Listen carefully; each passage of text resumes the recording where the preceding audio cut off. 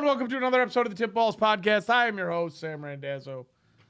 I am joined by my absolutely fantastic co-host. To my right, it is the one, the only. It's Uncle Sam. Blessed. Heard you went to a concert last night. Yes. How was it? It's great. Who'd you go see? Judas Priest. Any highlights from it? At one point, I was so high I didn't know where I was at. I was surprised I made it. Which drug? Just good old weed? I ate gummies Oh, nice. Good for you. and hit a fatty that Botcher had, and I was done. I was crippled. Where was it at? Where was the concert Couldn't at? breathe. Freedom Hill. Oh, nice. So for once, you knew what it felt like to be Bruce. For the first time in a long time. I don't know. He was probably way higher than I could be. I could not get my shit together. It took me to fucking probably about 10 o'clock this morning to get my shit together. That's how bad I was. Was it the post Menards trip this morning that you finally started to come to? The post Home Depot trip, I started to come to in the parking lot. Did you eat anything on that trip? I was in extreme pain. Did you throw down a hot dog from Home Depot and it brought you back to life a No. little bit? No? I don't eat that shit from there no more. The rat meat dog from Home The Depot? only dog I would eat is the dog from Costco. That's a good dog. They got a dog. great It is a dog. good Costco's got some They good got a dogs. great It's dog. the best pizza, too, if we're being honest. I think the Kirkland slice is one of the best pizzas on the planet. Chicken bake. I'm a big fan. Yeah, of they got that bake. chicken Costco Cordell guys. Blue chicken bake thing. To my left, it is none other than our very own Mr. Zolo, Mike Palazzolo. Double blessed. So you didn't go to the Judas Priest concert last night, I'm guessing? No, I played pickle for 4 hours. How did Pickle go? I was playing pickle at First session wasn't great because my partner was quite gassed. It's someone that hits a vape pen pretty often, and he's very athletic, so it's disappointing. So we kind of got crushed. Second session went, which was more competitive, went outstanding. And behind the computer, absolutely gobbling down his own goo, it is Bruce the Tugboat Venditti. gobbling down his own pickle. Hello. Well, you're looking awfully good today, but look at the little hair going in the back. What do you mean? Some fluff. Where'd you get that T-shirt from? Who'd you steal that T-shirt from? You. He needs to take that fucking hat off. You actually. Take that hat off and show everybody that hairline. Yeah, okay. Oh my gosh. Welcome. It is Fantasy Frenzy. Wednesday is upon us again. It's the middle of the week. We're going to help you guys get over the hump today and try and figure out who it is you should sit, start, drop, add, and go with this week in fantasy football. But before we do that, we do have some news to report. So we're going to get straight into that off the rip. Keep it brief on a Wednesday. First things first. Good news for Packers fans. Jordan Love is back at practice after suffering an MCL sprain in week 1. He says he's going to play. He hopes to play Sunday against the Titans. Couple thoughts on this real quick. One, they got to be rushing him back, right? Like, there's no way 2 weeks your MCL is fine. Unless that injury was not as bad as originally thought. The other, I thought you were crazy when you said the other day he was pushing to play. yeah. The other thing is, you're going up against Malik Willis, you're going up against Will Levis and the Titans. I think you could get the job done with Malik Willis. I really do. I don't think if you're Jordan Love, you need to rush back for this game. I don't have any issue. They beat the Colts last week. I have no issue with him sitting out this week and just making sure everything's straight. If I was the Packers, I think I'd rather go that route and just go with the Josh Jacobs train again because it worked last week. But that's I don't think you should rush it back. I think you should take his time and actually fucking get healthy because they're going to need him down the stretch. I mean, if they could pull out a few wins with Malik Willis, they're lucky. I mean, just fucking don't fix what ain't broke.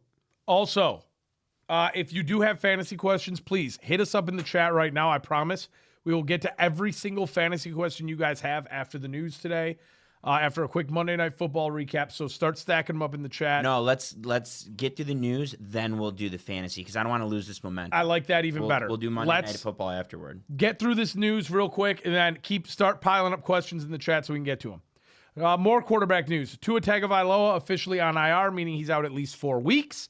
Skylar Thompson slated to start this weekend, and they also signed Snoop Huntley. Miami stock down. Now that we know it's going to be at least 4 weeks. Miami stock Of down. course it is. Yeah, that's bad situation for everybody involved there, I think, outside of Devon Achane and Raheem Mostert. Unless Mike McDaniels could draw some fucking plays in the dirt to get Tariq Hill the ball. Yeah. They're going to be fucking dog shit. A lot of end rounds. Let's be honest. A lot of end rounds. I'm surprised they don't line him up in the backfield. Let him play running back. They might. Justin Herbert missed practice today with an ankle injury. I don't know if I'm really all that concerned about that. I wouldn't worry about that. They'll just turn around and hand the ball off. Yes, I agree. They're going to hand the ball off a whole lot this week. Here's hoping. The only issue is that they're playing the Steelers, who Hey, can you take that thing off of there, dude? You're what? the only thing is that Chargers against Steelers this week, not in love with that situation there. The Steelers are preparing to start Justin Fields again at quarterback this week because Russell Wilson is still not ready. I'm sorry, that's smoke and mirrors. They want to start Justin Fields because he keeps winning. I'm sold on it. Maybe. And you know what? I support the decision. Listen, if I was them, dude, I would trade fucking Russell Wilson. Well, no, I wouldn't go that far. No, because at some point, would. hold on, And listen, at some point the wheels are the going. wheels are coming off of this Fields thing. We already know that. Yeah. we already know that. you but have- if you can get some fucking collateral for Wilson, which some of these teams need quarterback bad right now. Listen, you want to have a healthy Russ waiting there for when the wheels inevitably fall off the Justin Fields side. Okay. You've got it. You've got to hold on to him. But I think if Fields keeps winning games, you just keep going with it until the wheels fall off. As soon as the wheels fall off, you pull the plug. But until then, I think you got to just keep rolling. The Panthers are not considering trading Bryce Young at this time. They shouldn't think about that. For Bryce Young's sake, I hope that they do, because I mean the paintings on the wall. You have Sam Darnold experiment that's working right now. You have the Baker Mayfield experiment that's working right now. Bryce Young but needs the to wheels get will out come of off there. of Dude. that real fucking quick too. I mean, I think everybody's getting excited. Listen, it's week 2. Just fucking breathe, Listen, relax. the Panthers. It's not smart to trade him. She'll never get. You won't get a quarter of what you gave up to get him back. But I don't expect Andy Dalton to be a long-term start option there. Isaiah. I'll be surprised if Dalton makes out of this week still as a starter. I'll be surprised. You're a huge Andy Dalton guy. I'm shocked. And his best years are well behind him.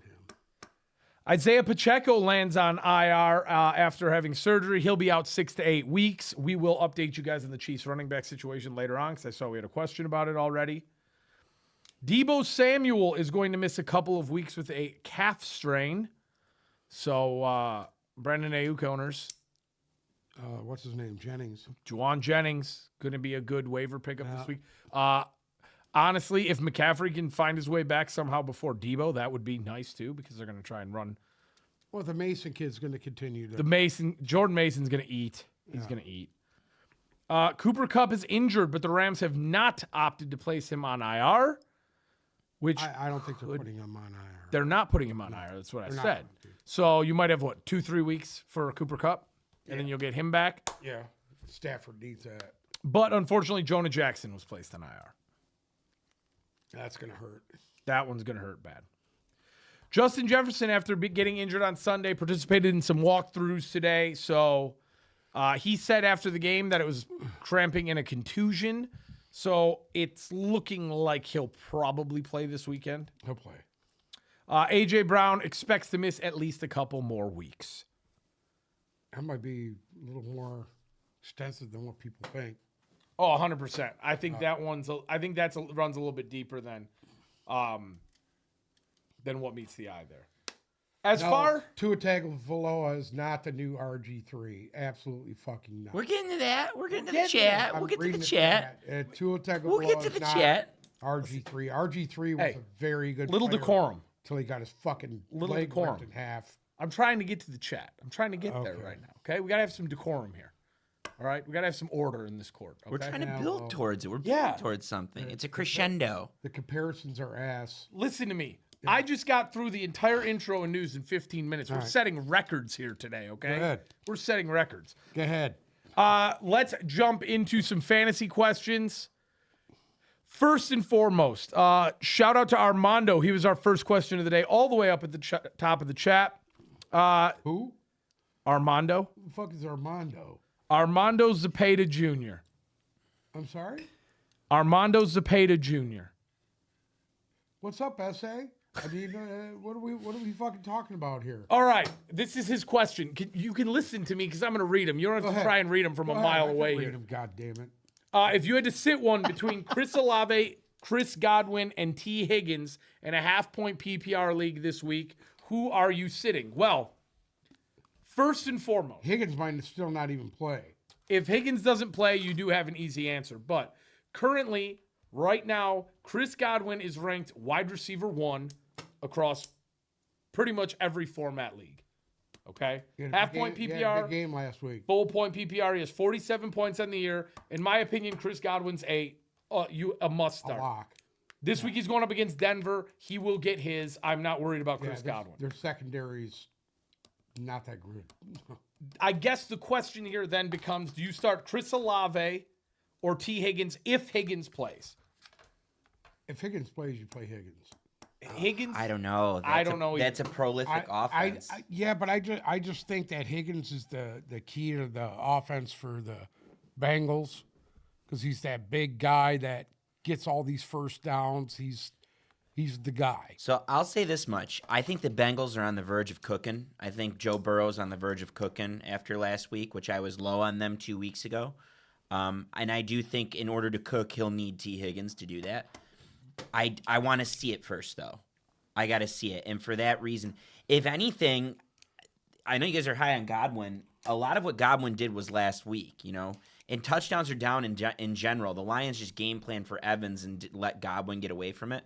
So if the Broncos can hypothetically do the same, maybe Godwin eats. But if not, then Godwin's probably drawing Patrick Surtain, and that's not really a good gig for Godwin.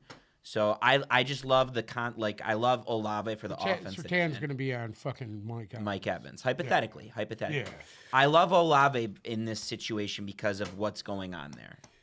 Olave makes me slightly nervous just because has not been the biggest beneficiary of the offense, but I'll say this much. I'm not completely sold on Philly's defensive abilities at this point. I think Olave could have a nice week. They were trash last week, dude. I think They were Olave could trash Monday night. I think Olave could have a nice week this week, and I do agree. T. Higgins coming off of an injury on Monday Night Football. Bengals have not looked 1,000% great yet offensively. I would go Olave here as a safe bet. I don't know about that. And hope you get 8 to 10 I points think out of it. Higgins will eat. If he plays, he eats. Off the rip, straight out. Second question in the chat. Uncle Sam's a Trumpy. I haven't been paying attention. Excuse me? Are you indeed a Trumper? No. I don't think anybody can tell from your hat. Do I look like a Trumper? Gave him away. We have another T. Higgins question in the chat. Will T. Higgins ever be healthy? If I was a betting man from what I've read today, I think T. Higgins does play Monday night. Right now, I'm leaning towards him playing Monday night. You're just going to have to keep an eye on that and have a Bengals or Washington option to toss in there. Like if, what's his name? The guy whose name I can't say for the Bengals. Yosivas. If Yosivas is out there in your league, and I think he is in quite a few, I'm going to look real quick. Or if, honest to God, even Trenton Irwin, just to get you some points if you do. He got a lot of fucking targets last week, Irwin. The little white dude. He got a lot of targets. Yosevitz in his first 2 weeks wasn't horrible. He's averaging 10 points right now. Or no. Yeah. Averaging 10.2 points a week. Position rank 38. You might want to grab him up. He's only owned in 7% of leagues. So he would be an option if you do wait till Monday night and play T. Higgins. Or Trenton Irwin, our big pick from last year. You remember that when you called the Trenton Irwin touchdowns from good. last year? And it came through, by the way. You went viral. He's only put up 3 points on the year, but if you need to fill, those are two halfway decent options to fill if on the off chance Higgins does not play. Where does Aaron Jones end up in running back rankings by the end of the year? Oof. Who would like to take See, this? this is what's hard. It's the question is not where is he going to rank. The question is he going to make it through to the end of the year? That's the question. Right now, I had him fucking last year. He had 27 points the first week and then missed the next fucking 6. So it's a roll of the dice. When he's playing, he's productive, but he just can't stay healthy. let's for hypothetical purposes go off of he does play the whole year. Okay. Oh, he'll be a top 5 running back if he plays the whole year. See, I'm not sold on him being. I am, because you see what he did at the end of last year. The last 6 games of the year, he led the league in rushing. Yeah, that was also in Green Bay. Yeah. I don't know about top 5. I could see him finishing top 10 though for sure. I was going to say he's top healthy, 15. because I think eventually they're going to have to rely on him more. Cowboys. I think they're going to have to rely on him more very soon here. We're just not there yet, because I don't think they can sustain what I love what I've seen from Darnold, but like Jefferson's already banged up. Sounds like he's going to play. And then obviously Jordan Addison's banged up. Hawkinson's out. I don't think they can sustain what they're doing for this long, in which case you're going to need to run the ball effectively at some Hawkinson point. will be back by what? Week 6, 7, 8, somewhere in there. 6? But I think Aaron Jones could finish pretty high. Again, it comes down to the injuries. So let's see if he stays healthy. He's a top 10 guy if he can stay healthy. He's a top 10 back. Cousin Steven has a good question. I was right on there with you. Will Javonte Williams ever be relevant again? That's an interesting I would prospect. have to say, with the way their offensive line looks, no. See, I don't think their offensive line looks that great. You got a fucking rookie quarterback that's running for his life on every play. Thank God he can run, because it would be an entire shit show if he couldn't. this is my thought on Javonte Williams right now. Okay, they have decent running back depth in Denver. I know McLaughlin gets a decent share of the carries, but for me, Javonte Williams is no more than a flex play week to week. I don't think he is going to be a bona fide running back 2 for anybody, unless you just have really weak running I backs. think his best years are actually behind him now. I agree on that as well. Yeah. What you said. I think he'll get you the 8 to 10 points a week. I don't expect him to have those blow He might fucking smash out here, get a 20-point game here or there, but other than that, no. Number one, Not consistently. I think things are just bad in Denver right now. Agree. And then number 2, on just focusing on Javonte Williams, Jaleel McLaughlin typically gets the red zone snaps, or he gets not the red zone, but the goal line snaps.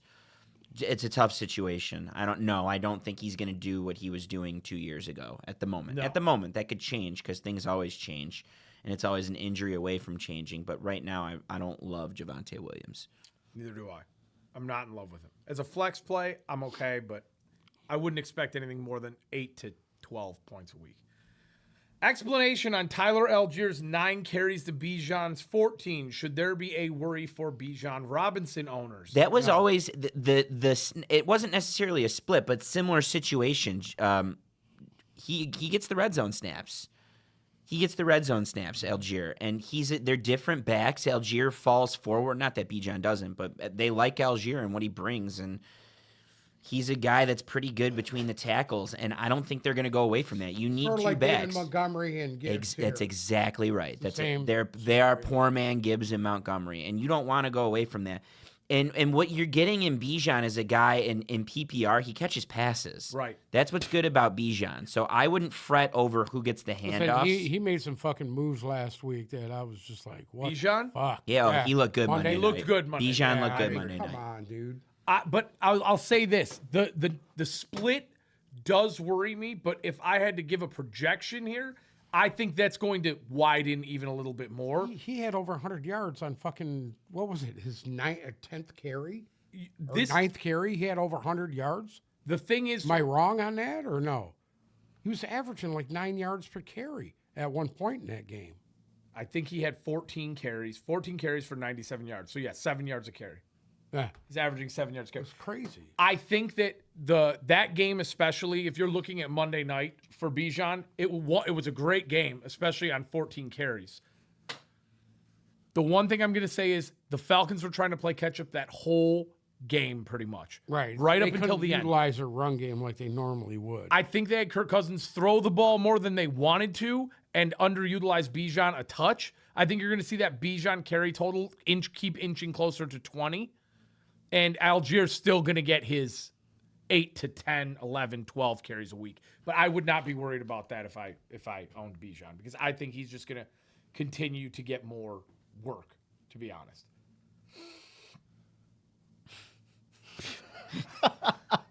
Hold on, I'm going down here. The one hope Riley Moss must McClay. Uncle Sam, would you play Braxton Berrios over River Crawcraft this week? Yes. The answer to that question is you always roll with Braxton Berrios. Did you get him in waivers this week too? Because I know he was dropped in our league. Braxton Berrios. No. Did you put in the waiver? No, I didn't. I'm pretty good at receiver. You didn't get Dennis Gardak either. Sorry? Dennis Gardak, he was out there too. You didn't pick him up. I know. Crazy Jack on him. My gosh. Him or PJ. My league became a keeper league, and we had 25 rounds that depleted all free agents. Do you think we need to assassinate the commissioner for allowing this to happen? Yes, I do. Without question. I as commissioner, would never allow that to happen. What's that? Huh? What was that again? A keeper league with Keepers league? with a I've never 25 round played draft. in a keeper league. Hypothetically, if he played his cards right in round 25, he could have got Brock Bowers, and now any time he doesn't have to ever spend a pick on Brock Bowers. He has him next year at the cost of his 25th pick in the draft. So you can it gives an opportunity to stash guys for the next year, but you have to give up whatever you drafted them at that you want to keep them at. You have to give up that draft pick the next year. That person becomes the pick. They're off the board. I wanted to do a keeper league, but we don't have enough brain capacity in our league to be able to handle that. And Yeah, it's just too much of a fucking shit it's show on any just, given night. just an absolute fucking nightmare. This is a question that we got on Instagram as well. What Kansas City running back to target for the rest of the season? Well, Oh, it's Pacheco. well, yes, but let's refine this question a little bit and not say the rest of the season. Let's say until Isaiah Pacheco comes back. Because obviously it's once simple. Pacheco is healthy, he is the guy. Well, you got Peering, who's That's probably I dead. think that's the answer is P Ryan. I actually don't, because Andy Reid this week said that they've already signed somebody, got him on practice squad, and they just need to get him up to speed with the offense. But For me, this is a two-part question. okay, For this week, okay? Until P. they Ryan. get him back in the building, I don't even think it's P. Ryan. I think P. Ryan replaced Clyde Edwards-Helaire, who was the we'll use him if we feel like it guy, yeah, personally. And I know Edwards-Helaire is still there. He's been a healthy scratch every week. I think that this week, it's going to be Carson Steele. They're going to hand the ball off to that guy and just let him pound ground. you know what? And he's I gonna don't be the know, guy this because when he fumbled last week, Andy Reid absolutely fucking cringed on the sideline. Yes, but you know what? Looked like a cheeseburger fell out of his pocket. He was right back in there And, on the next drive. He was right back in there on the next as drive. a blocker. No, he didn't. He got 2 runs on the next drive after coming out from the fumble. First things first, great question, PJ. Number one, I disagree with these guys. I'm going to tell you why I think it's P. Ryan. Well, first, I'm going to tell you what I really think what's going to happen is it's going to be someone different every week. Someone's going to get the lion's share every week, and it's going to change just because that's how they've always been. They were unpredictable at running back until Isaiah Pacheco got there. People forget that. 2 years ago, this was the same thing. Number one. Number two, this is why I think it's P. Ryan. I think he's the most like Pacheco. He catches passes. He falls forward. He's a bruiser. I think he's crazy. I think he's absolutely crazy. And if you go back to what P. Ryan did in college, I think he went to Oklahoma. He looked really good. So I think P. Ryan is the one, and that's why he is in the role. He was in the role that he was in. They were high on him when they signed him. They only signed him a month ago. They got him out of training camp. I think they were high on him when they signed him. I think it's going to be by committee. You're going to see Edwards-Helaire eventually when he gets back. I think you're going to see big games from Steele at some point. But the guy to target for fantasy, in my opinion, and it's going to be inconsistent, and I would not rely on any Chiefs Don't be running back right surprised now. if Kareem Hunt plays this week. I don't think he plays. I don't think he can this week, but when he comes, same drill. Like I Week think, two, I think next at week? some point Kareem Hunt's he's gonna have one of those games for them. There's just gonna be someone different every time. The one I trust the most is P. Ryan. See, after this week, I think that you're gonna get a lot of Kareem Hunt. I really do. That's my personal opinion. Would I be shocked to see P. Ryan be the guy? I wouldn't. But I really think once you get through this week, it's gonna be the Kareem Hunt show, and it's gonna be nostalgic, and it's gonna be fun, and that's what I'm keeping my fingers crossed for, hoping. Could Dalvin Cook take over the Dallas backfield once he dresses? Maybe shit's bad there. I mean, Zeke Elliott hasn't looked horrendous. The Rico Dowdle experiment's not really paying off. Those guys are getting pretty much an even share right now. And neither one of them are fucking doing much. I think at some point you're going to see them start to utilize Deuce Vaughn a little bit more. Dalvin Cook is going to dress inevitably, I think. Me personally, I think long term, Zeke's probably going to get you the most points, but I wouldn't be shocked to see, like, realistically, it's not worth depending on any of those Dallas running backs because they're just not going, it's not going to have consistency. You're not going to get a ton of points. Again, like, if I own Zeke, he's sitting on my bench.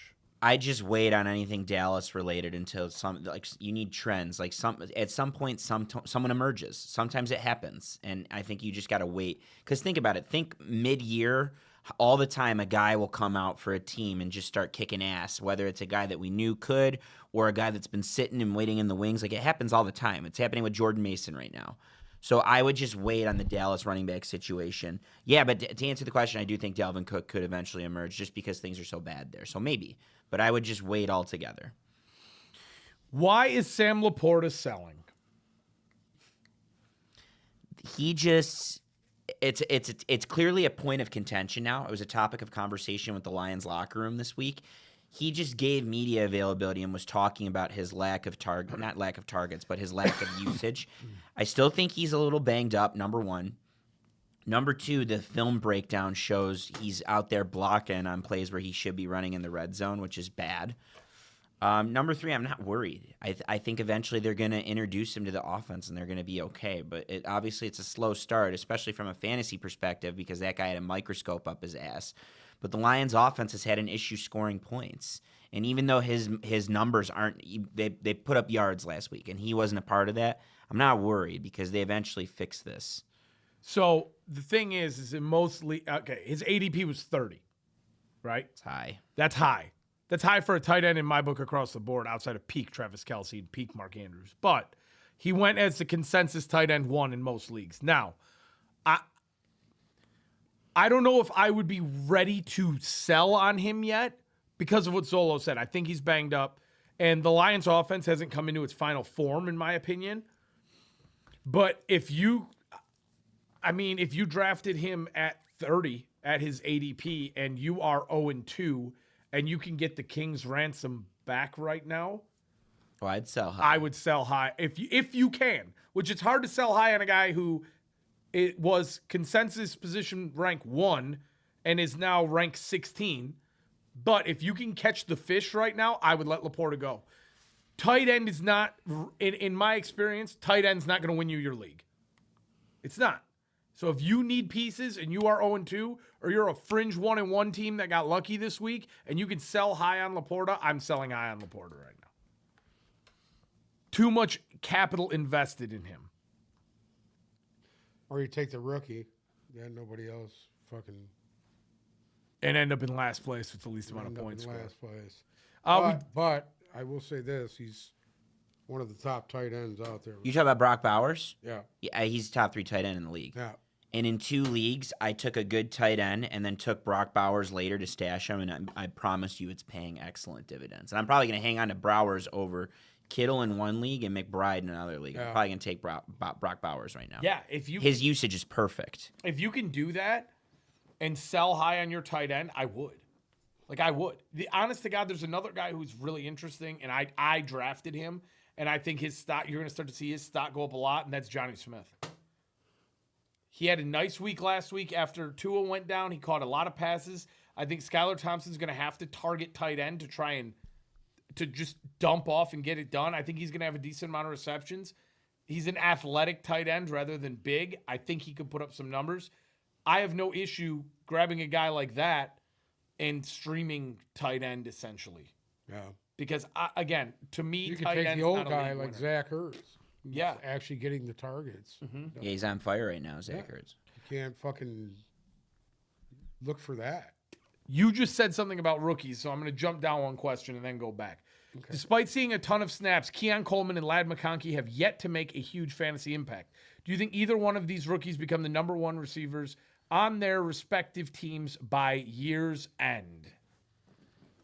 First things first, Steven, great question. Fantastic question. I love both of these rookies. I've loved Keon going back to Michigan State. Certainly loved him at Florida State.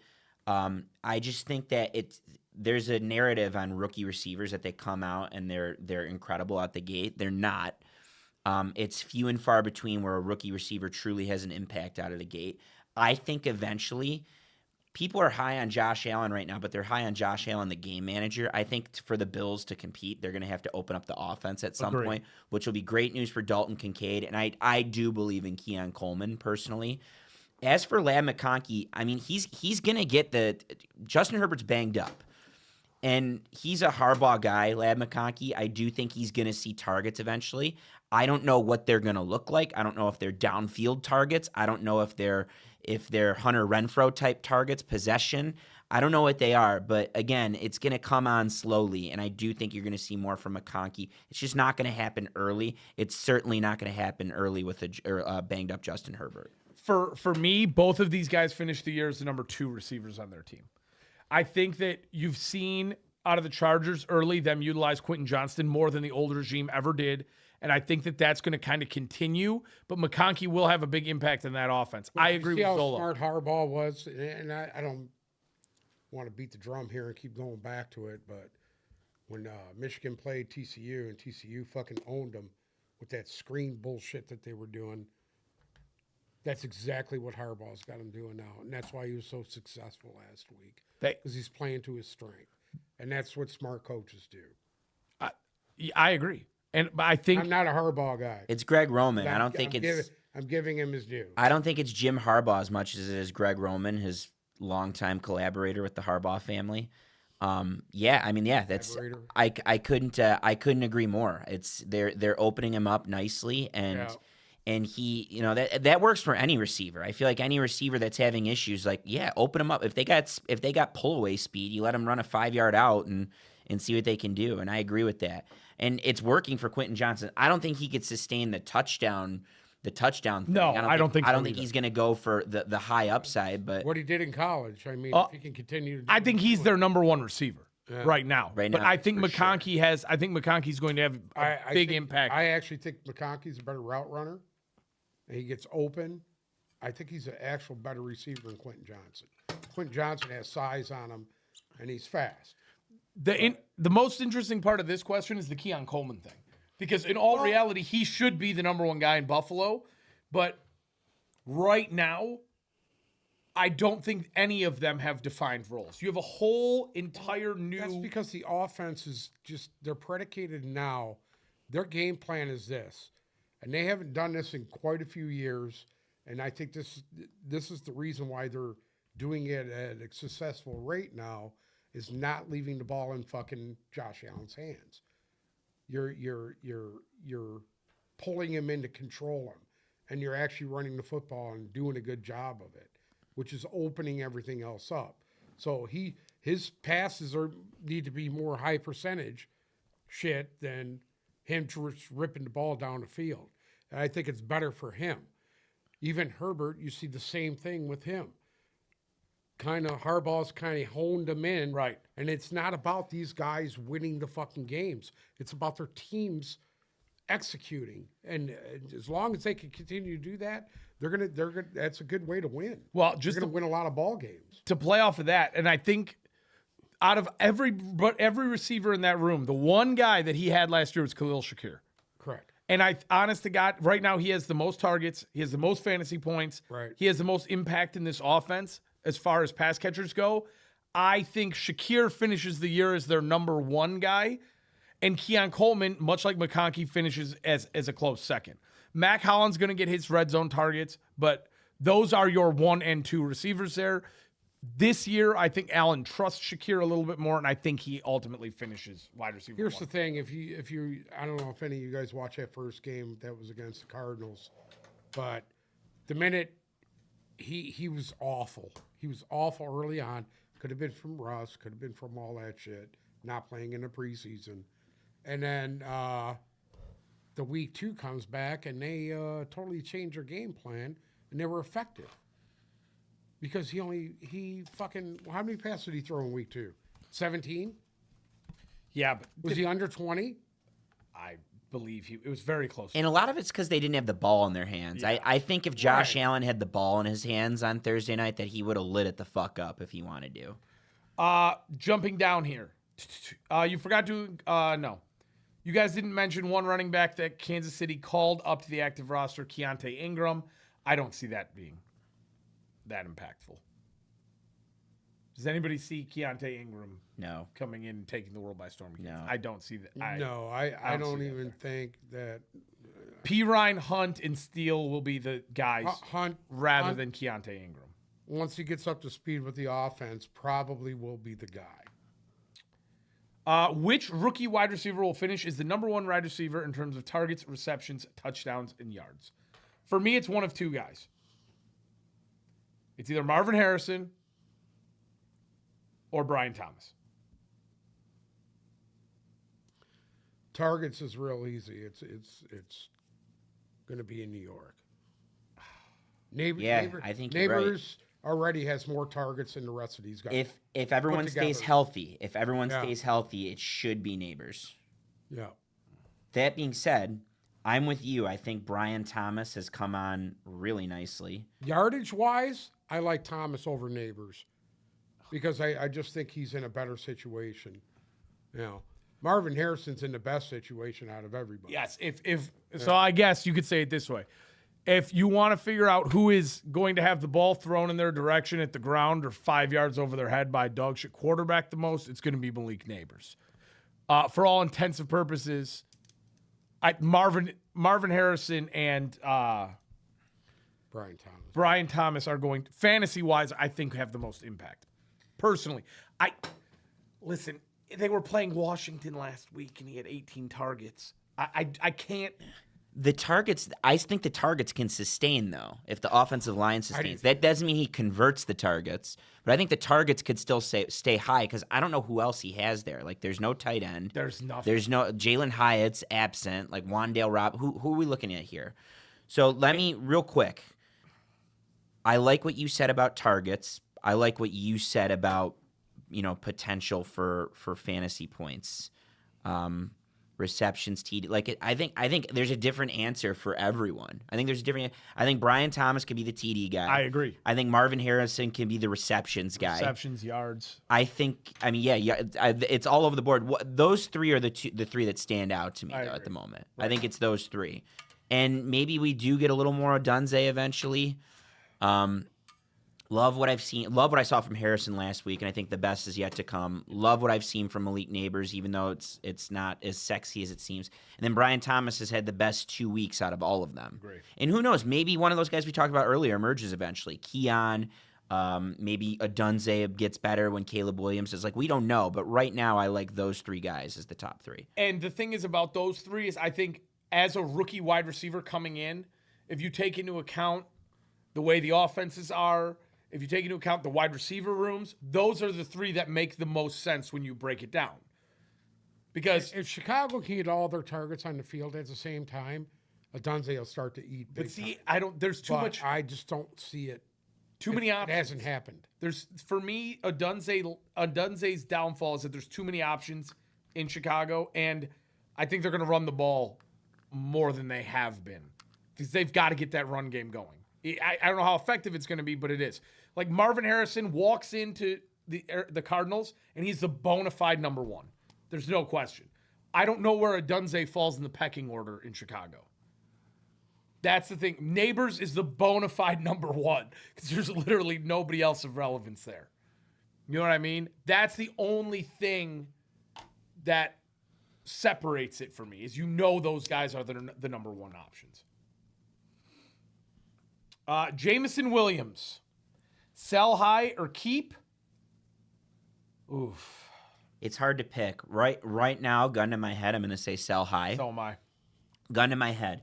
Because at some point, Sam Laporta comes back and cuts into all that. And Amon-Ra gets healthy. And Amon-Ra's already doing it. That's what happened the other day. My thing is with JMO, though, the boom or bust. Like, the boom potential's so high because he's still going to get that deep target every game. And all he has to do is break said tackle on the deep target, and you have a touchdown, and you have another 5-6 points in yards right there, which makes him startable. And he did have possession potential the other day. They were going to him in short situations. Yeah, they were. I just think at some point these guys come back and cut into that. I agree. And that's why, like, if you can get something for Jameson Williams, I would try and get something for Jameson Williams. My thought on this is if Jameson Williams can get 7 to 8 targets a game, I think it's too much. if he can get that many targets a game, then he can fucking do damage. then you hold on to him. If you think that target share is going to drop below 8 targets a game, then you got to let him go, because 1 week he will get you that 18-point reception, the one play, and then next week you might end up with a 3 or a 4. So for me, What do you end up? I'm selling He's high. had 2 touchdowns in the first 2 games. Mm-hmm. He leads them in yards, correct? yeah, absolutely, he leads. Even with the big game from He's wide St. Brown receiver last 7 week. right now. Right. I mean, Yeah, wide receiver 7, hey, averaging 20 points. I a game. mean, if you got a flex spot, absolutely play him because it's boom. He's had 5 He's had 5 receptions in each game, 9 targets in week 1, 11 in week 2. If you think consistently he's going to have that many targets, you keep him. If you think that number's below 7 or 8, you got to trade him. You got to sell high while you can. The bad thing is on a norm, he's probably going to get 4 to 5 targets a game on the norm, Which is good. if the offense is clicking. That's what you need. Yeah, but it's not good if you're A fantasy owner. a fantasy owner in a PPR league. But 1 or 2 of those is boom, and he converts them. Right. Okay, another rookie question. Which rookie quarterback finishes up number 1 fantasy-wise? Jaden Daniels. Yeah, I'm not changing from the Jaden Jaden Daniels. Daniels. You got a 2-horse race, right? Because obviously McCarthy's not playing, Drake May's not starting, Penix isn't starting, Bo Nix is dog shit. So, Well, I wouldn't say Bo Nix is dog shit, dude. I think that's premature. okay, I Denver's think dog that's shit. Are we very- good there? Very premature. Denver's dog shit. Because you know what? This is experience for him. So Yes, but moving into You're next year, he missing might see the a different point. guy. I'm not missing the point. we're talking from a fantasy perspective, Bo Nix is dog shit. He's better than Caleb Williams. From a fantasy perspective, Yeah. he's not. He's just not. From a fantasy perspective, Jaden Daniels finishes number 1 because he has the run potential. And right now I believe he's quarterback 2 on the year. Okay. Gonna double check myself, but I'm pretty sure. No, he is quarterback 4 on the year right now. Behind Baker Mayfield, Derek Carr, and Kyler Murray. Can we just take a second real quick to talk about that? If you had to guess who would be the top 5 fantasy quarterbacks going into week 3, whose bingo card would have said Baker, Derek Carr, Kyler Murray, Jaden Daniels, and Lamar Jackson? Yeah. I mean, there's only one there that actually Andy makes any Dalton? sense. No, I could have seen Jaden Daniels in that conversation. Just because of the rushing. Because the upside. rushing, yeah. He's a fantasy quarterback. And But I mean, like Zolo said last week, listen, if this guy's going to continue to run around like he's doing, that's what worries me. he ain't gonna last a fucking year. I've been offered Jaden Daniels 10 times in the last 2 days for trade possibilities, and the one reason why I can't jump on it is because I just don't.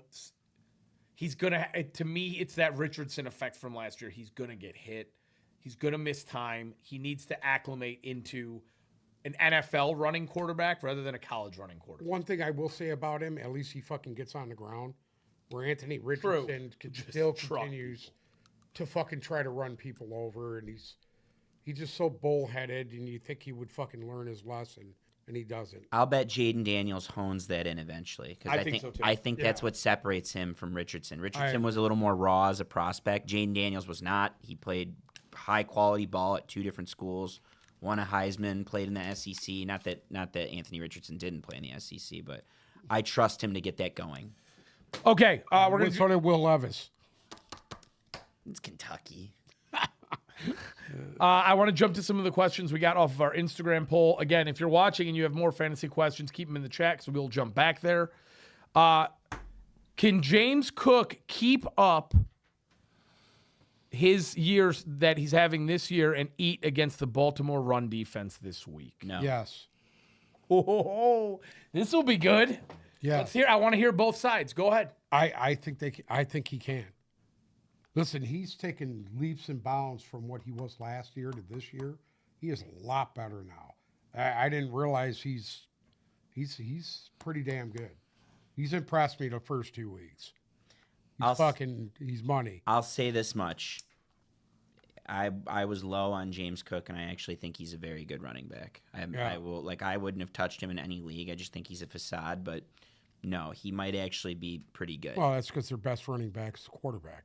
That's part of it. One problem with this question that I just noticed: the Bills play the Jaguars this week. So I don't know. He should eat. I don't know where that came from. He should eat. But okay, James Cook against Jacksonville then. James Cook against Jacksonville a little bit more, yeah. I want to just see who the Ravens are playing this week. Double check. Dude, the Ravens are playing Dallas. Yeah. Okay, okay. Are you playing any Dallas running back against Baltimore? No. Okay, done. And then just to even go deeper into this question, do you have any problem with Derrick Henry against the Cowboys? No, he's always gonna get his. He's always gonna get his shares. And people can run against the Cowboys. Here's the thing: if Baltimore can get out to a lead, you will see heavy Derrick Henry. And if anything, that's not a good sign for Dallas. Not. No. You want to play the Ravens game? We can. Just going back to James Cook's a great player, but going back to the Ravens, I think that they can game plan for an offense a little better that's one-dimensional. And I think they're going to be geared towards stopping the run. Do they even play each other? Just in the hypothetical. They do at some point this year. Okay, just in the hypothetical. Pacheco, most of his damage against the Ravens defense was in the air. He did have the one rushing touchdown, but I think he only had 46 yards. Zamir White had 68 yards last week against the Ravens defense on the ground. So maybe he can beat the Ravens. James Cook could beat the Ravens another way. On the ground, it's going to be tough, in my opinion. I agree. So as far as Cowboys running backs go, we're not starting this week. No. We're in wait-and-see mode there. Do we have any issues with Travis Etienne against Buffalo? No. Me neither. No. I'm 1,000% good with that. He always gets the In carries. fact, whoever got a Buffalo linebacker better put him in there. Who is it worth starting on the Dolphins without Tua? Fuck. I think you could still start Waddle and Waddle, Hill, Achane? and Hill, yeah. I think you could still start and Achane, of course. Sorry, shouldn't have forgot him. I think you could start all three of them. The offense is going to go. It's going to flow through Achane. I trust whatever Mike McDaniels does. I want to see it first, but he was effective with Skylar Thompson 2 years ago in the playoffs. I'd already talked about this, and the blueprint for Mike McDaniels is Kyle Shanahan, and he's the king of plugging in whoever the fuck at quarterback, and it works out. Where's Jimmy G at right now? Where's Jimmy Garoppolo at? He is suspended for performance enhancement. It got drugs. lifted today. He was reinstated today. Then he is the Rams' backup. Okay, so he plays for the Rams. Yes. I mean, he'd be a great candidate. Not No. Snoop Huntley? Not Snoop Huntley, no. I'm sure Skylar Thompson will do fine. I trust McDaniels, just like how everyone was raving about what Matt LaFleur did the other day. I trust McDaniels to make sure this offense Jimmy still G stays in functional. Miami, is this what you're... I thought he was a free agent. That's why. I didn't realize he was with the Rams. I didn't even think about that. So we all agree nice. that Achane should be an RB1 this week. Yeah, oh, for sure. We all Tyreek still a wide receiver one. Mozart's Yeah, still out. Tyreek, it doesn't matter still out. who's throwing to him. It doesn't matter. Waddle, Should be. flex, wide receiver 2. Wide receiver 3, flex. Yep, I agree. We have a Malik Neighbors question. Do we trust Malik Neighbors to keep up what he did last week against Dallas? Any other playable options for the New York Giants? Listen, if he did it against Dallas, he can do it against other teams. No. He did it against Washington last week. Oh, Can he No, do it I- against you know what? I I'm would like sorry, to can see we- him Can he against- do it against Cleveland this week? I think so. I think so. I don't love the matchup. That game's gonna suck. Anyone who watches that game or goes to that game is gonna Hey, suck. the divisional games, dude, they're played at a different level. No, it's Browns Cleveland Giants. It's Giants. Browns Giants. It's not division. Giants at Cleveland. I'm know. sorry. The first answer to this question is no. There's not another playable option on the New York Giants. I'm not starting Devin Singletary. I'm not starting Wan'Dale Robinson. I'm not even having any of those guys on my team. Malik Neighbors is the only fantasy option on the New York Giants. If you got him, you're playing him too. No, I think you have to. You can't. Not a lot of people are going to have two options on their roster better than Malik Neighbors. That's true. That's the criteria. You know, if it's a deeper league, you have to play Malik Neighbors. Who do you like better this week, Waddle or Neighbors? Neighbors. Neighbors. Neighbors is the better player, and at least he's got something at quarterback. There was something there. I know the Commanders have the worst secondary in the league. There was something there. And I know the Browns have arguably the best defense in the league. The targets are going to be there with Neighbors. It's the same conversation as with JMO. Like, the targets are going to be there. So, Who is the wide receiver to add in Puka Nacua and Cooper Kupp's absence? Do that well. I mean, if you go off, I would probably say the one. Who's the one they got from Kansas City? Demarcus Robinson, Yeah, I would kind of lean into agreeing with you. The thing was, he's been picked up in 31% of leagues overnight, but for some reason, this Jordan Whittington guy is getting steam. I don't Just watch. really know why, but in my opinion, on the Rams, if you're trying to pick up a Rams wide receiver, you've got to see it this week. yeah. And it's against San Francisco. Like, I would stay away from it. I think if I had to pick one up, I'm gonna go Demarcus Robinson. Right. Don't be a guy that picks up a Rams receiver because you had a Rams receiver. Try and replace them with someone else because I think we're in. Stafford's a kingmaker. That's how Puka Nacua was born. Stafford's a very good quarterback when it comes to making receivers. I wouldn't play the guessing game and try and get ahead of it. I would wait for it to happen and then try and get the guy afterwards. That's how I would play that situation. I'm not touching any Rams receivers, similar to what you said. I'm not touching any Rams receivers until I see it happen, until I see that guy emerge. Another question. I own Chuba Hubbard and Adam Thielen. Is there anyone on the Panthers worth starting or rostering? There's a theory that Andy Dalton's going to be very good for Deontay Johnson, which should mean Andy Dalton's going to be very good for Adam Thielen. And yeah, Hubbard I mean he's going to get snaps, you know, like they got to be able to run the ball at some point. What's he been 9-10 points a game? Chuba Hubbard's running back, 41, averaging 6.5. 6.5. Oh, my fault. God. actually, I think Sanders is getting more And do you want to touches. hold on? You want to know what's fucking wild? Right now, Chuba Hubbard leads the Panthers in fantasy points at 13. Wow. Not great, Bob. We'll break this down three ways. Is there anybody worth starting? No. You're not starting Chuba Hubbard or Adam Thielen this week against the Raiders. Definitely not Chuba Hubbard against the Raiders. I'm not starting Thielen. You can't start Deontay Johnson with 8 points on the year. Yeah, but the gist is, do you think things get better under Andy Dalton? I don't think they get better this week against the Raiders than Andy Dalton. Okay. Personally. Rostering, if we're talking about who you could keep rostered from the Panthers, Chuba, Thielen, Johnson. I mean, Miles Sanders had a higher ADP than every single one of those guys. That's what's wild about that. Yeah, I know. But that's it. Those are the three. I mean, if you want to go deep sleeper, I don't think they're going to utilize Leggett, and I don't think they're going to utilize Sanders. So no. Jumping down, are we worried about J.K. Dobbins this week? Let's see who J.K. Dobbins plays this week. I believe They play the Steelers. it's The Chargers play the Pittsburgh. Steelers. It is Pittsburgh, and that's why this question makes sense. J.K. Dobbins currently running back 4, averaging 21.5 points a week. No, you got to play him at this point if you got him. As a J.K. Dobbins owner, I will say I am worried about him this week.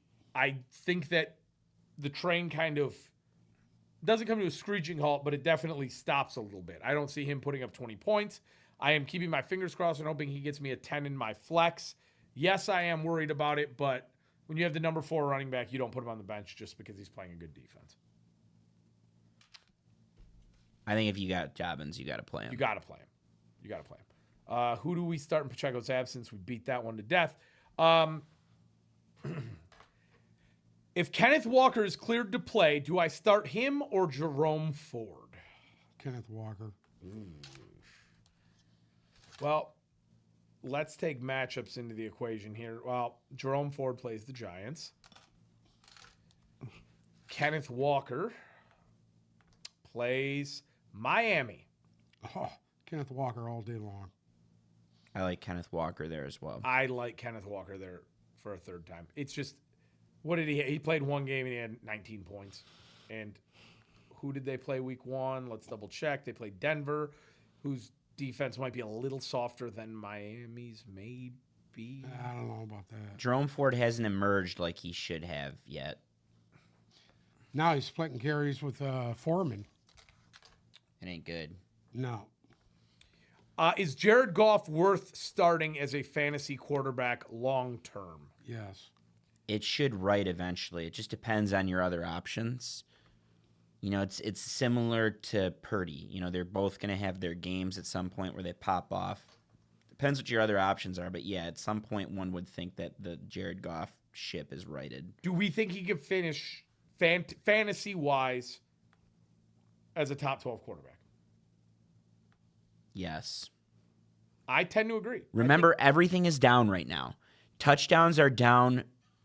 There's 20. It's like 87 to 66 yes, or something like through that. 2 weeks. And then since in the last 5 years, it's like halved. Yeah. It's like down from 120. Touchdowns are very down.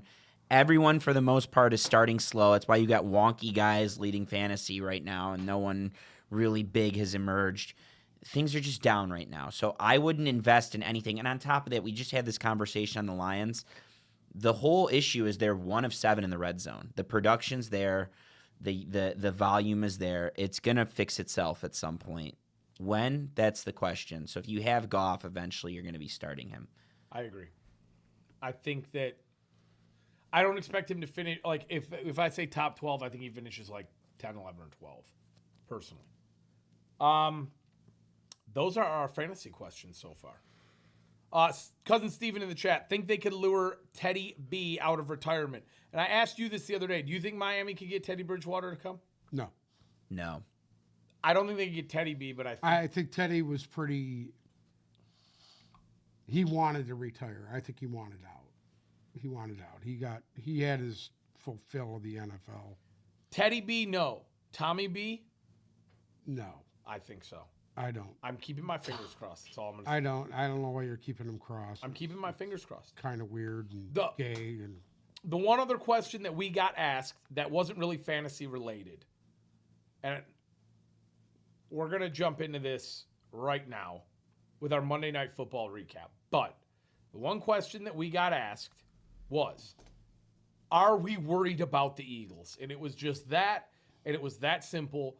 Coming off of a Monday Night Football where the Falcons beat the Eagles by 1 point, and if you watched the end of that game, The wheels came off. the wheels came off for Philadelphia.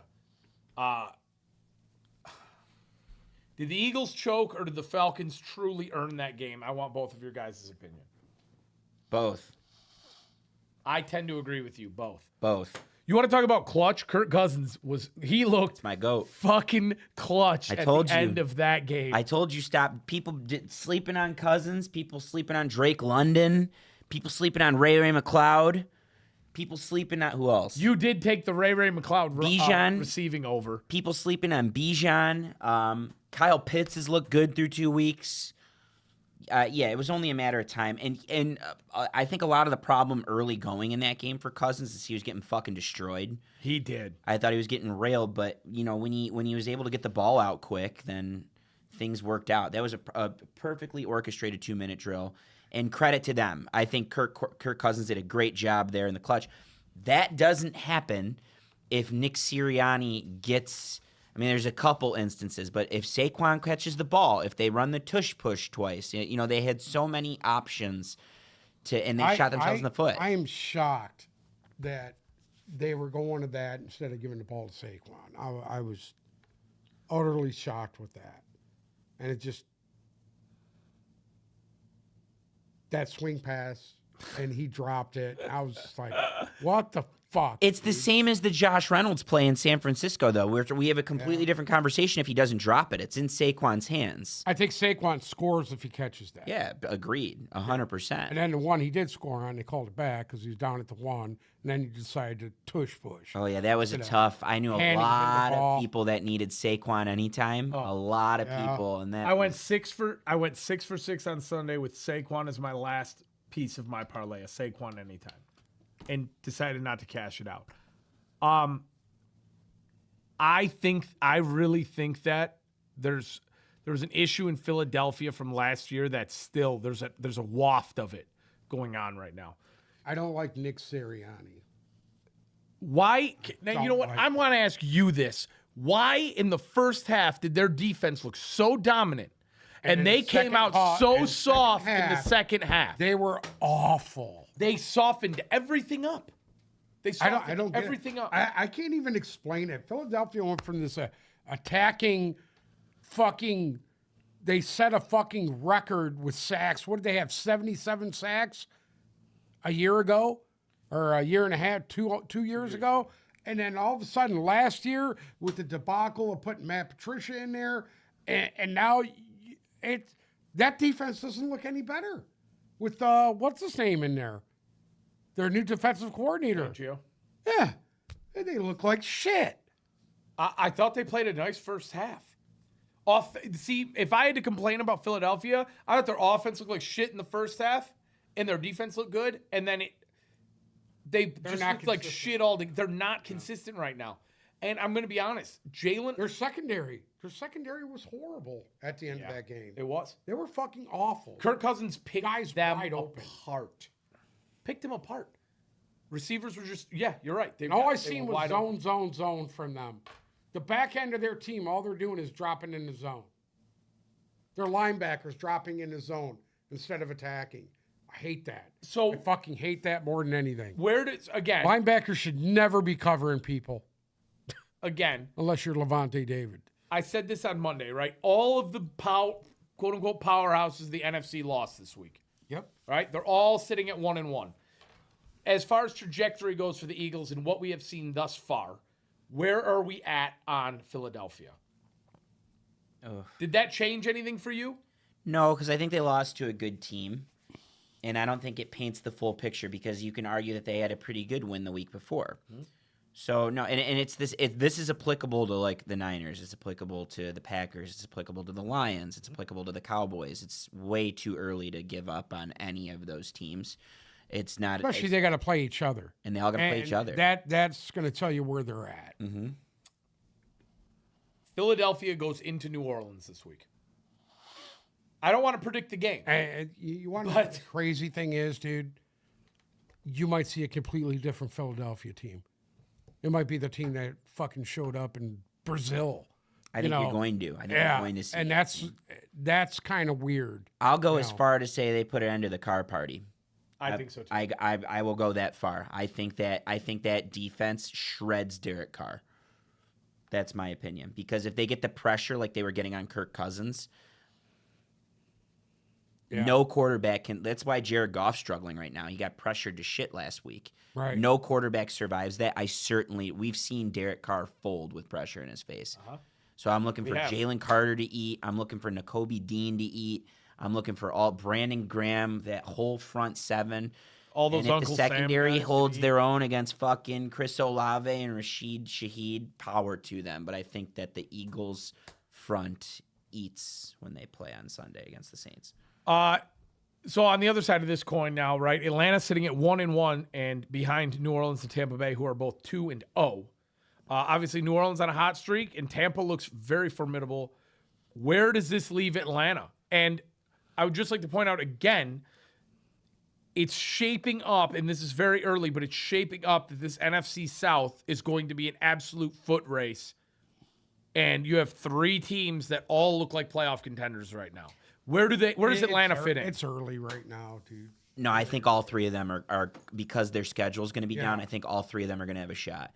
It's probably first to, we'll call it 11. Yeah. I think it's first to 11, first to 10, which means that team probably gets the 11th.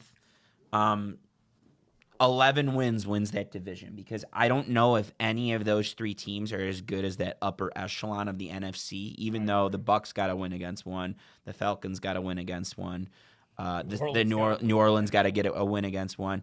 I don't know if that can sustain. It should be fun, though, and I hope 2 teams get in that division, because it could lead to chaos, essentially. And where are we at with Kirk Cousins? Are we worried about the Achilles? Did we get the redemption we wanted in that game? He looked pretty good. I mean, I wouldn't worry about the Achilles. It looks like he's pretty fucking much healed up. And as far as the Falcons, like, are we back in on Drake London? Are we in on Kyle Pitts? Never was out. Just needed to see a little more from Cousins. I'm not a Kyle Pitts guy. Never have been. No, he's been good through 2 weeks. Yeah. He's been good through 2 weeks. That could change right. It could. Really fucking fast. It could. Especially with Kyle Pitts. I would not mind seeing it one more time. Because I will say I was not in love with the Falcons offense up until the end of that game. This week, they're playing Kansas City. This will be a good barometer to see where they're at. Sunday Night Football at home against Kansas City. That will be, if they, again, I'm going to do the same thing I did with the Saints last week against Cowboys. If the Falcons can come out this week and look really, really good against Kansas City, then I will definitely give them their flowers come Monday. We have a Thursday night game tonight tomorrow night, I'm sorry, that we have to discuss, rather unfortunately. The New England Patriots are heading to MetLife Stadium to take on the New York Jets. It's on Amazon Prime. Jets are a 6.5-point favorite in this game. The over-under a whopper of 38.5 points. You want to start us off, Uncle Sam? What is it again? Well, do you know the 2 teams that are playing? Did you catch that? No. Who was it? Sorry.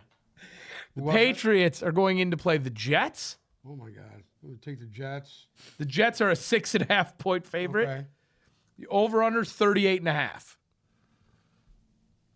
I'm going to go under. Under in the Jets. Ooh. Do you have any props for the people? Braylon Allen, anytime touchdown. Ooh. I can't believe that didn't start with an Allen and end with a Lazard. Zolo.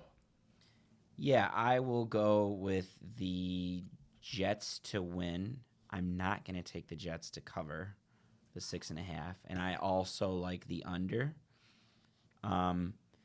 Give me, you ready for this one? I'm ready. Give me Mike Williams anytime. Ooh. I think Garrett Wilson draws Christian Gonzalez and has a very good game. And then on the backside, I like Hunter Henry's yards over against a banged up Jets linebacker core. I think Mosley's banged up right now. Mm-hmm.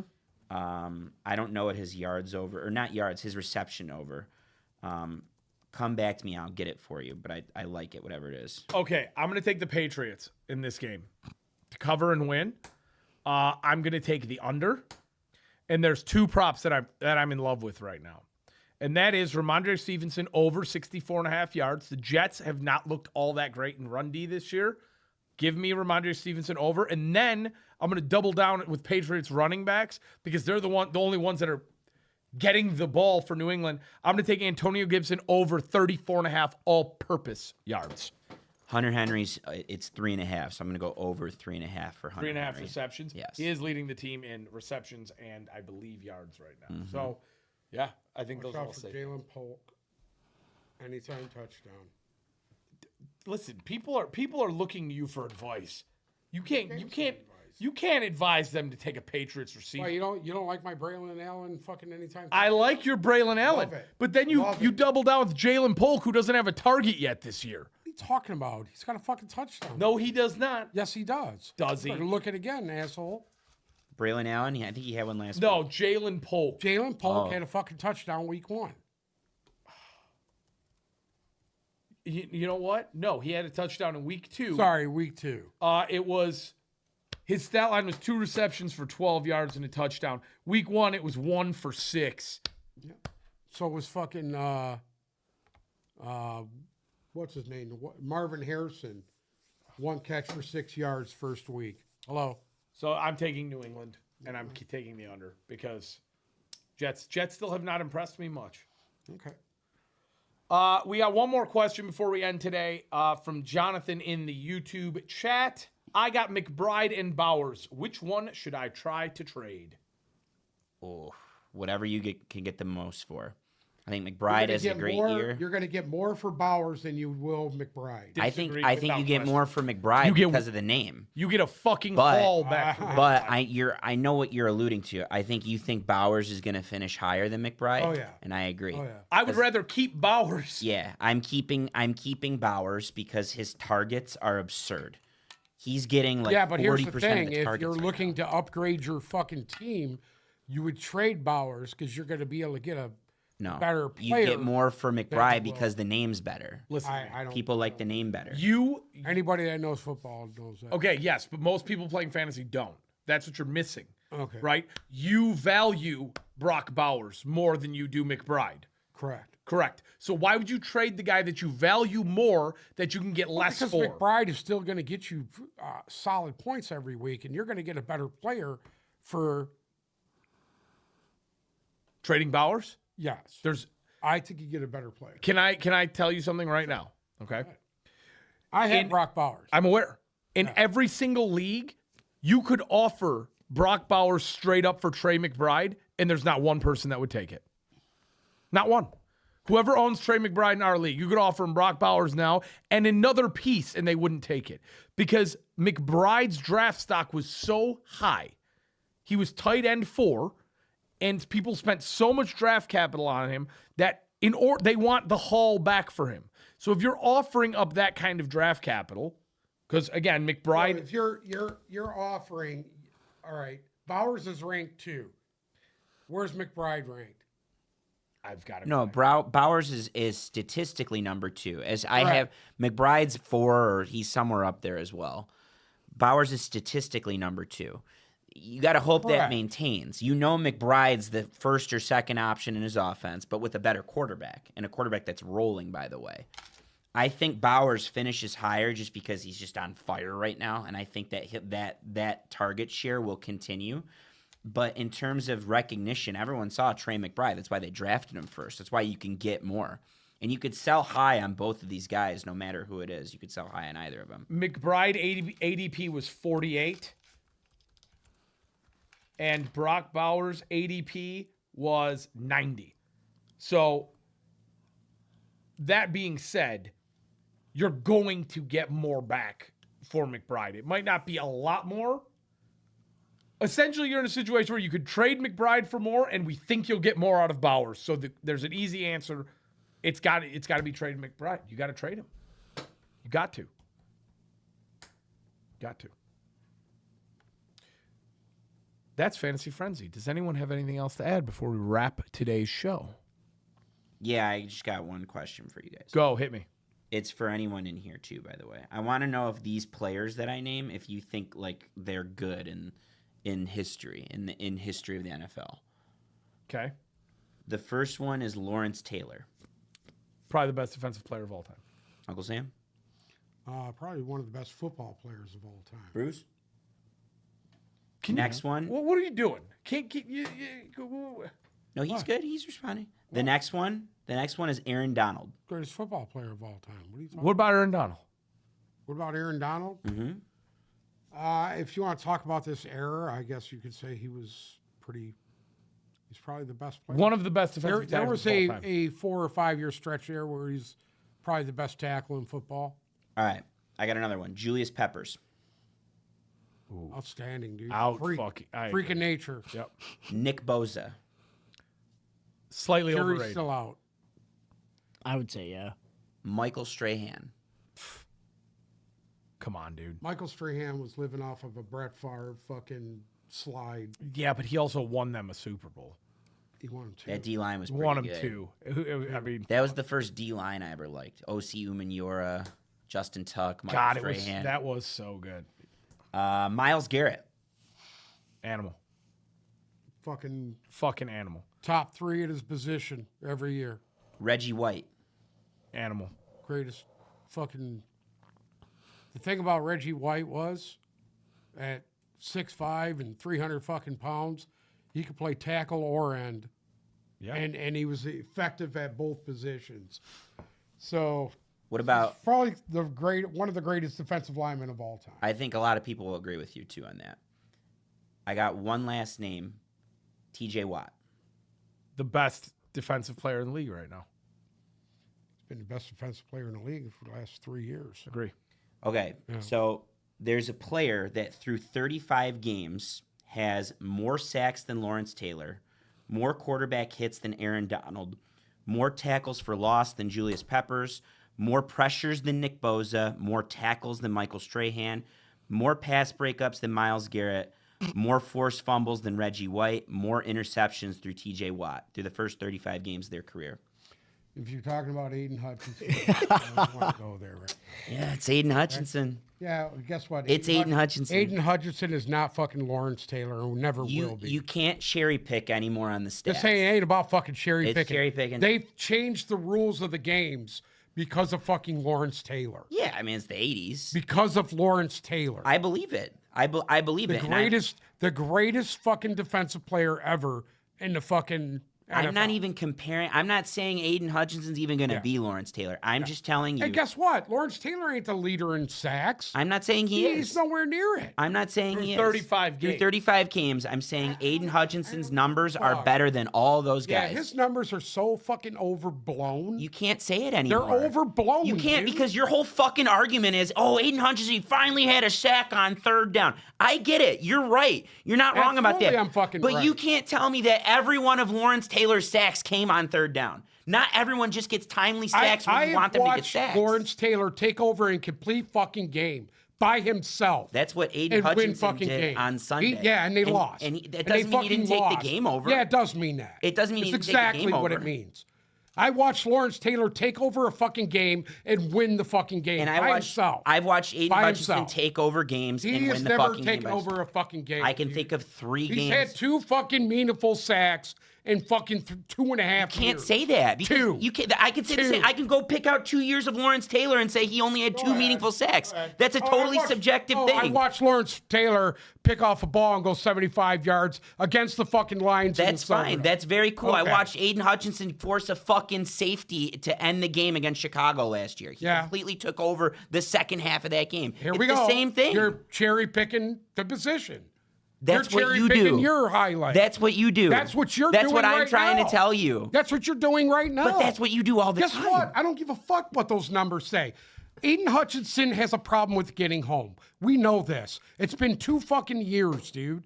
2 years. He finally has a fucking breakout game, and you're over there fucking stroking your little There's cock no finally and has a thinking that he's breakout fucking game. great There's player. no finally have a It's breakout 2 game. years, dude. He has 4 straight regular It's 2 season games with a years. sack. He's got 4 2 straight. years. It's not. I don't You're understand. living. He's living on 2 years, not a career. Leads the league currently in sacks, total pressures, pass rush win rate, pass rush win percentage. Your Has analytics more mean nothing. sacks. That's not analytics. Your Those are analytics fucking mean numbers. nothing. That's the The analytics numbers mean data that you nothing, analyze. dude. I'm just giving you statistics. Listen, he's TJ Watt's He better has than more him. sacks than 18 Hey, teams in the league TJ right Watt's now. better than him. Fucking Max Crosby's better than him. You can name 5 fucking. Daniil Hunter is better than he is. I don't think the argument is that Aiden Hutchinson's better than TJ Watt. TJ Watt's better than. I'm fucking saying he give is. him his fucking Not even- flowers yeah. and I already realize. gave him his fucking props. Oh, last no, you're hold on, not. When hold you on. say things, oh, he's got 2 Christ. good games. You're not Listen, doing it. I gave him his props last week with his little 4.5 sacks. Little 4.5 That 2 of them sacks. fucking meant something. Okay. You can't Hold on. say that which you cannot argue when sacks mean something and when they don't. Absolutely, you can. No, you can't. Third down is the best. I'm gonna is go the through key and watch down for- every fucking Lawrence Taylor sack, ahead. and I'm gonna find how Go many ahead. of them are on third down. Go ahead. But I'm I'm gonna going to tell fucking you do right that. now, sacks means something when the game is on the fucking line.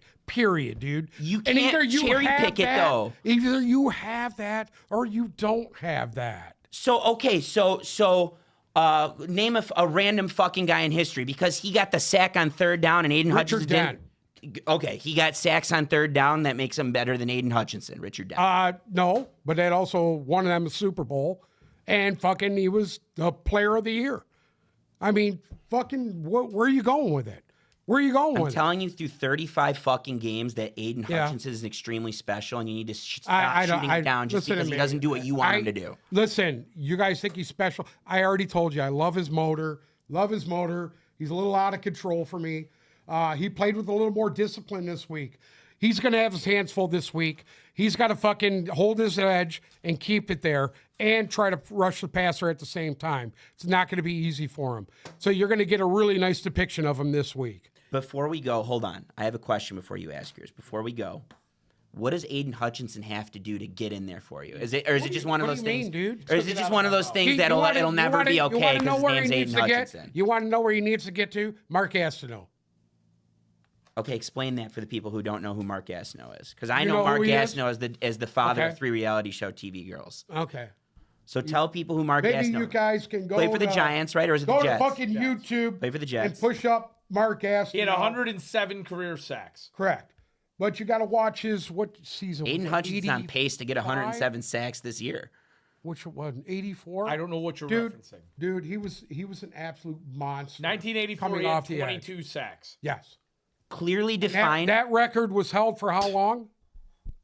I don't have the Yeah, entire well, record. Clearly define what you expect from Aiden Hutchinson for you to find. I expect 22 him sacks. as a number 2 overall pick. I expect him to lead the league in fucking sacks at least 1 year. Okay, that's least that. one. I think that's fair as shit. I think it's I think really that's fair. very fair. Lead the league in sacks for 1 year. That's fair. Okay, That's all I want to say. I just have 2 follow-ups. 2. Okay.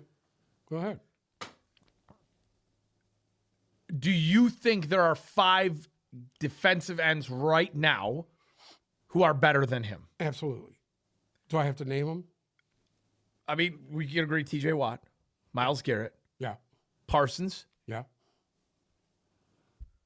I think Daniil Hunter's better than he is. Okay. You know, he's a little overrated or underrated, but because he played in fucking Minnesota all those years. Keep going. Max Crosby. Okay, Crosby. I'll give you Yeah. I'll give you that. The The Danielle Hunter one's arguable. All right, if you don't like Daniil Hunter, I'll give you somebody else. What about Hendrickson? I think Hendrickson's just as effective as he is. Trey Hendrickson's a really good pass rusher. Okay, here's the fun part. What about all of Von the other? Miller. What about Fuck, Von Miller 5 years what ago. about all of the other things that I name, which I know you don't value? Do you value interceptions at least? Do you value interceptions? Just told you, Lawrence Taylor intercepted the ball, went 75 yards in. Okay, so that For a yes, touchdown. so we could say yes to you valuing Well, interceptions. as a guy who was just strictly a pass rusher, all of a sudden he dropped into a fucking zone and picks one off and goes for a touchdown. That's what Aiden Hutchinson does.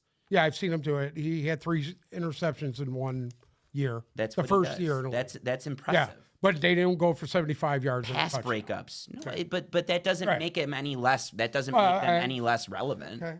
He's doing that in an era like you're talking about. Lawrence Taylor is arguably the best defensive player ever, and same with But Reggie when White, they who's when on they this have to list. change the rules of the game because of what you're doing, that's how people are known for greatness. But that was also back then. That was back then, and I don't want to. know I don't what- want to I discredit don't know what it. back then means. You can only change the rules of the game so much now. The rules that we get changed in the game now are taking shit like that out altogether, like hitting the quarterback, the kicks, the kick returns. Like there's different rules that are changing in the game. yeah.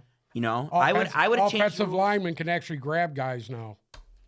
all the more. That adds where to the you- Aiden Hutchinson where you cut argument, it. though. That adds to the Hutchinson argument, in my opinion, because he's playing in I an don't era think where it- offensive linemen are better. If Aiden Hutchinson finishes league leader, Anthony Munoz is the best tackle in football of all time. Period.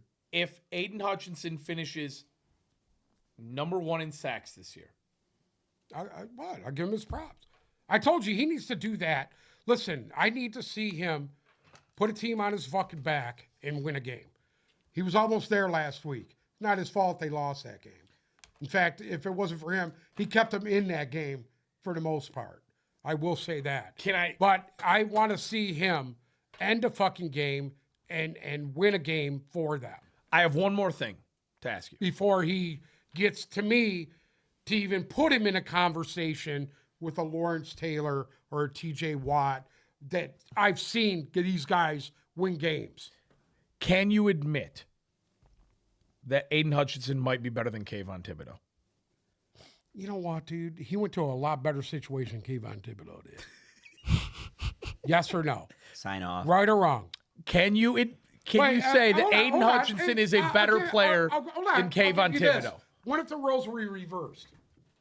I don't think he would be as effective as Aiden Hutchinson's been. I don't agree. Kayvon Thibodeau's playing with Brian Burns now, and he's playing with who's in the middle? Dexter Lawrence. Dexter Lawrence is in the middle. He's on one of the best D lines in football at the moment, so Correct. he has no excuses this year. Well, Aiden when your Hutchinson's D-line- offense is the most inept, impotent fucking offense in football, you're on the field more. if anything, that's not good.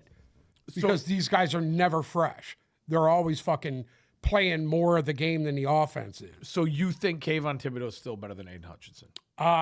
What I seen of those two coming out of school, I thought Thibodeau. No. I'm not talking about coming out of school. Because Tim Well, that's Tebow, what I'm saying. Tim Tebow is a better college quarterback than everybody. But we're not talking about that. Tim Tebow was Right really now. a college quarterback because he came from fucking Urban Meyer's little Right- fucking bullshit system. Right now, Yeah. today, in the As NFL. of right now, yeah. His numbers are better. Who? Hutchinson's. So right now, this week, Absolutely Aiden he's Hutchinson better. is better than Kayvon Thibodeau. Well, yeah, he has 5 sacks. I mean, this Thibodeau had none. That is, It- Thibodeau it's- does have. We're 2 weeks in, dude. We're 2 weeks in. I needed to make sure. You guys need to fuck off with this Aiden Wait, Hutchinson. before we go, Bruce, shout out to the Tigers. Could be in the playoffs. Shout out to the Tigers. Scooble on the mound tonight. We need Little we need early for that. we need the Indians to do A little something. early for what? The It's Tigers? the middle of September. It's still cool what they're doing right now. They're about I to think be in it's the awesome. wild card, baby. I hope they make it. They're what? Who do you think I listen to driving home from this bullshit? They're 1.5 games out. I listen to the Tiger games, dude. 1.5 games out. The only way I can get Tigers content is by listening to it because I don't have Bally Sports Detroit I don't have anymore. that bullshit Stream either, East. and I refuse to get it. Streamy solo. I tried Stream East last night for the extra innings and I couldn't get it to pull up. So I went in my car and listened to Dan Dickerson. So Anyways, 2 little other tidbits that I missed. 3 of the Lions currently are in the top 10 of jersey sales. Aiden Hutchinson, Number is number 3. 3. Amon-Ra St. Brown 4 and Jahmyr Gibbs 5. and I read that there was 7 in the top 50 too or something. Dude, how is Monty not up? Like, He's in the top 50. And- yeah, but he should be in the instead of Gibbs. One last thing, and I wanted to get your opinion on this specifically. On the Manning cast on Monday night, Bill Belichick was there, and he said that the Lions' offensive line, the Lions are benefiting off of their offensive line because of the fruits of Matt Patricia's labor. I wanted to get your comments on that. Yeah, well, that's what Bill Belichick said. That's what it is.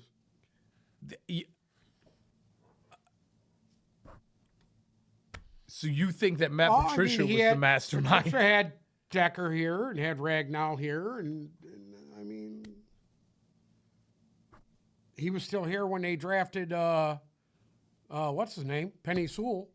I know that was Brad He Holmes. wasn't here. They did draft Glasgow though. So technically, if we want to get technical, and then Jonah Okay. Jackson last year, 4 linemen from last year, 3 from this year. Even though eventually Bob Quinn Then he's not wrong. ran Glasgow out of town, which he should have signed him. I don't think he's wrong for the statement. But saying that the Lions this, you want to know what I think real quick, very briefly.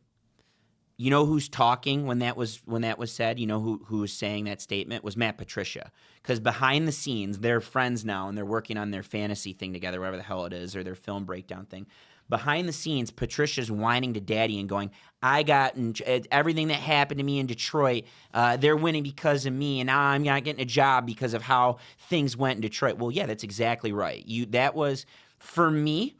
No, that was after they seen this little debacle in Philadelphia last year, That that's didn't how help. come he's not getting the fucking that job. didn't help for me, and I'd love your opinion on this. He took a fucking top defense from the year prior and shred He had it. 77 sacks And shred it. absolutely made him a fucking joke the last fucking 4 weeks of the season. For me, the Patricia era of Lions football was the worst era of Lions football. Worse than 0-16. Worse than 0-16 because at least before There was no life in it. Listen, there was There's no no life. It was there dead. was never nothing, optimism. There's nothing where that 0-16 season was real simple to sum up. You had a defensive line coach that thought he could be a fucking head coach, and I'll have to watch the tape. That's all he ever fucking said. The year before he started 6-2 Dude, though. he was fucking awful. He was awful, but what I'm trying to say is but that his was team Brought him to 2 playoffs. was never gave up. depleted and they never gave up. talent-wise. And they never gave up. They had nothing for talent. John Kitna. They had nothing for And then talent. he had Kelvin Dan Johnson Campbell. as a rookie. Dan Campbell. Sean Rogers. Nah. You're exactly right. Honest to God, could we be seeing the next 0-16 team in the Carolina Panthers? No, No, I think they'll. think they'll- they'll- I mean, listen, I don't think you'll see that ever. 13 Again. fantasy points through this year. they'll win one. I don't think you'll ever see that 0-16 shit again. I don't. The Browns did it. You're not going to see it again. I think There's it's too many games now. The parity is too like much. 0-17. Bruce, in your lifetime, were the Patricia Lions the worst Lions you ever saw? Worse than the end of what's his face? The worst, End of Jim Caldwell. Yeah. the End of worst line Schwartz. fucking team that I seen was run by Russ that Thomas. fucking asshole. No, he was friends with fucking Moeller, Gary Moeller. No. Jesus Christ. Sparky Wait a minute. Anderson. Wait a minute. He coached the fucking 49ers. Bill Walsh. No. Jesus. No. Joseph. Hold on. I'm going to go The through guy the who took list over here. for Bill Walsh. He's on NFL Network. Jim Schwartz. No. Rod Marinelli. No. No, Dick Mariucci. Duran. No, Steve Steve Mariucci. Mariucci was the worst. It's between him and the asshole that was an offensive coordinator, Marty Morningwig. Those fucking two clowns were probably two of the worst football coaches I ever. Morningweg was bad. I'm telling you, Yes. for me, there was nothing, and I didn't appreciate the Morningweg taking the win when they won the coin toss in overtime. When he took the win, I didn't appreciate how bad that was in real time. I would still go as far to say the Patricia Lions were my least favorite. It was my least favorite era of Lions football.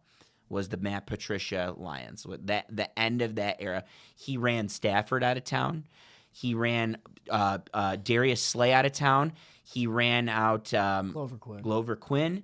He ran out DeAndre Levy. Well, he was dead on his own, too. He ran Quandre Diggs was a huge one. Stephen Tulloch. He ran all those guys out of town. Anybody that had any kind of a talent here, he basically. And these guys fucking hate him to this day. They ain't got nothing to say about him. That's why it was the worst for That me. will tell you something, dude. Listen, not everybody liked Bill Belichick. Players didn't fucking like him, but they respected him because Super Bowls mean everything. When And they you're liked winning, playing that's for what him. happens. They liked playing Yeah. for him too, even if they didn't like him. Those guys, look at the guys at the Brady roast. They went back and he was a dickhead, but they loved playing for him, even if they didn't like his personality. You want to know what's funny? If you go through all-time win percentage for the Lions, Mariucci wasn't that bad. Neither was Mariucci Jim was Schwartz. dog shit, dude. Mariucci Jim was Schwartz was great. Mariucci was dog shit. Mariucci was a victim of the expectations. His expectations were high because they thought they were getting. We got Tom Izzo's boy. The And 49ers were and then good. he won a Super Bowl in San Francisco with Joe Montana's team. And, yeah, As a coordinator, though, it was still Bill Walsh, right? right. John Karstist, head coach, you might remember this, head coach of the Detroit Lions in 1942. No, he I- coached for 8 games and did not win one. And then right behind him, I is had, Marty Morningwig, who through 32 games won 5. Morning was Listen, I remember Monty Clark. I was a big Monty Clark guy. I liked him. Godspeed. I liked him. I Godspeed. don't know if you guys know who that is. Well, no, it was 30 years before I was Monty born. Clark. No, he coached Billy Sims. so like the Dexter 70s. Bussey. The 70s. Correct. Dexter Badussi? Late 70s. Dexter Bussey. Badussi? Dexter Bussey. Badussi. I don't know what you're fucking saying right now. Anyways, anything, Bussey. do you have anything else? B-U-S-S-E-Y. B Badussi. Anything else to add? Dog shit. Anything else to add, Zolo? No. Bruce! Nope. Then thank you so much for listening to another episode of the Tip Balls podcast.